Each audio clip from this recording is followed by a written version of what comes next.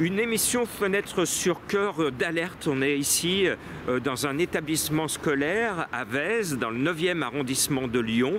Et vous le voyez derrière moi, il y a des familles, il y a des enfants, 2 familles avec quelques enfants qui sont à la rue, qui devraient dormir dehors, qui étaient en squat et qui aujourd'hui dorment dans leur établissement scolaire. Sonia Miralles, vous êtes enseignante ici. Bonjour. Bonjour. Alors expliquez-nous la situation de ces familles qui dorment chez vous. Oui, effectivement, nous avons ouvert notre gymnase il y a 3 semaines, puisque les familles, les parents sont venus nous voir pour nous dire qu'ils n'avaient nulle part où dormir.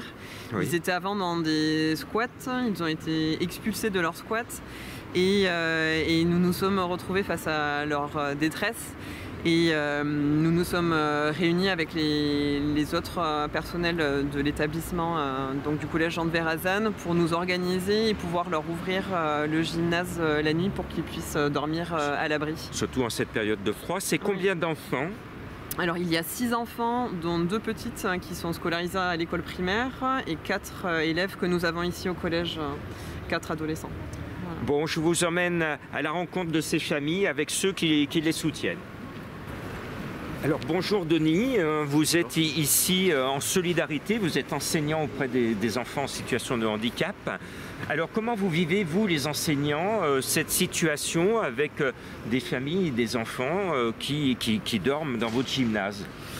Écoutez, quand on a été alerté par notre collègue Madame Miralles, effectivement on s'est rapidement organisé en petite équipe, sans beaucoup de moyens, sans beaucoup d'habitude, mais avec beaucoup de colère face à la situation. Et donc on s'est dit qu'on ne pouvait pas laisser des familles, des enfants à la rue. Donc on a rapidement essayé de mettre en place des choses dans le gymnase du collège. Donc il a fallu trouver comment s'organiser pour les couchages, comment il a fallu s'organiser pour la toilette, pour la nourriture, pour tout un tas de choses comme ça, pour essayer d'accorder, si ce n'est une situation vivable et pérenne, au moins une situation de survie pour ne pas laisser des enfants à la rue alors que l'hiver tombe et qu'on est dans un pays extrêmement riche et que malheureusement les pouvoirs publics soit se renvoient la balle, soit expliquent qu'ils ont des problèmes de budget, qu'il faut faire des économies. Il y a un moment où il faut regarder la réalité en face et il y a des priorités. La priorité, c'est de ne pas laisser des enfants dormir à la rue l'hiver, toute l'année, mais l'hiver est encore pire. La rue tue énormément de gens. On l'a vu récemment à Lyon, malheureusement. Bien sûr. On a vu en début de semaine des gens qui vivaient dans un squat, qui n'avaient aucun autre choix et qui malheureusement sont morts. Ils sont morts d'avoir voulu survivre. Donc effectivement, face à ces situations horribles, on essaie de s'organiser comme on peut avec nos moyens. Et bien sûr que c'est pas du tout une situation pérenne et ça n'a pas vocation à rester dans le temps, mais l'idée était juste d'essayer d'aider un petit peu ces personnes dans leur parcours de vie, pas toujours très simple. Très bien, bravo à vous. Je vous emmène à la rencontre d'une autre personne qui soutient ces familles dans l'espoir de trouver une solution. Bonjour Françoise, donc on est ici à Vèze avec un établissement scolaire pour l'avenir de nos jeunes et on a derrière nous ces 2 familles et ces enfants qui sont concernés et qui n'ont pas de toit alors que normalement, surtout quand on est des enfants, en France en plus, on devrait avoir un toit. Alors comment vous vivez vous de l'intérieur cette situation de solidarité? Grâce à vous, je vous applaudis. Comment vous le vivez-vous et comment les familles le vivent? Comment les familles le vivent, je ne peux pas trop le dire. Comment je le vis moi, je suis contente qu'il y ait un collectif qui soit monté parce qu'on a déjà eu des familles qui étaient dehors mais qui ont été hébergées finalement ailleurs, dans d'autres établissements. Cette année, ça se fait là, en sachant que c'est sûr que ce n'est pas une solution. Ça règle un peu le problème en apparence, mais je pense que c'est un leurre et il ne faut vraiment pas tomber dans ce piège. Et continuer à solliciter les pouvoirs publics qui devraient mettre un terme à ces situations parce que ça demande vraiment un soutien collectif. On sait bien, ça se fait, c'est sympa, mais est-ce que ça pourra aller sur la durée? Il y a les histoires des week-ends.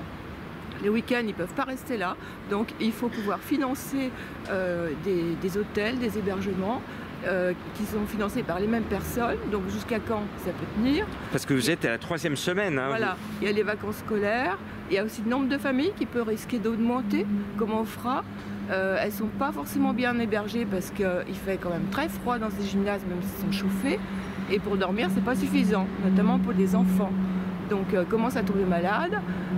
Et moi, je lance un cri d'alerte, j'appelle au secours les pouvoirs publics parce que ce n'est pas normal qu'on continue à tolérer une situation pareille. Eh bien, parfait. Eh bien, on va justement lancer un appel au secours. Hein. Moi, au nom de Donner la main de soi, ça fait 15 hivers que je suis dans les rues. Ça fait depuis 15 ans que je milite pour du zéro sans-abri. Et on a aujourd'hui en France, à l'approche de Noël, des enfants qui sont à la rue, qui n'ont pas de toit, et des enfants qui sont dans un établissement scolaire. Et vous le savez, normalement, on est là pour l'avenir de ces enfants et on n'est pas foutu de leur offrir un toit. Donc, il va falloir que notre pays se réveille et que nos élus se réveillent de tout bord et trouvent une solution. Noël approche, il faut qu'à Noël, ces deux familles avec les enfants puissent avoir une vraie solution. On s'adresse aux élus et aux personnes de pouvoir pour régler votre situation. Et je voulais vous applaudir. Les enseignants sont derrière. Merci à vous tous et bravo. Et on se retrouve pour une bonne nouvelle pour les enfants et pour les deux familles. Merci. Et pour donner la main de soi, c'est l'opération des colis de Noël. Et ben, c'est l'occasion de remettre 2 de vos colis à ces mamans, à ces familles qui pour l'instant n'ont pas de toit. Voilà, vos cadeaux vont à ces familles. C'est un petit cadeau de Noël qui a été réalisé par des enfants, des familles, et qui les donnent à notre association. Et donc voilà, c'est un petit geste de solidarité. Courage à vous tous. Courage aux enfants.